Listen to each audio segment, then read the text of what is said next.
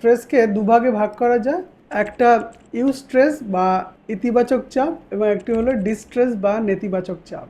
Eustress হলো যে ভালো চাপ বা যে ভালো পরিবর্তনগুলো বা যে ভালো স্ট্রেসগুলো আমাদের জীবনে পজিটিভ হয়ে আসে, যেগুলোর জন্য আমরা আমাদের উন্নতি করি বা যে পরিস্থিতিগুলোর জন্য বা যে স্ট্রেসের জন্য আমরা আরও পরিশ্রম করি, আরও নিজেদেরকে এগিয়ে নিয়ে যাওয়ার চেষ্টা করি, সেই স্ট্রেসগুলোকে ইউস্ট্রেস বলে। যেমন পরীক্ষার সময় পড়াশুনো করা, পরীক্ষার চাপে কেউ যদি অনেক বেশি পড়াশুনো করে তখন সেটা ইউস্ট্রেস।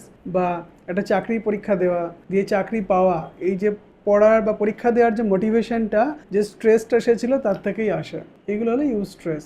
ডিস্ট্রেস হলো কোনো খারাপ পরিস্থিতির সম্মুখীন হওয়া, যেমন কারোর রিলেটিভ মারা গেল বা কোনো প্রপার্টি লস হয়ে গেল বা কোনো বিজনেস লস হলো বা খুব ক্লোজ মানুষের সাথে ঝগড়া বিবাদের জড়িয়ে পড়ার জন্য তাদের সঙ্গে দূরত্ব বেড়ে গেল, এগুলো ডিস্ট্রেস।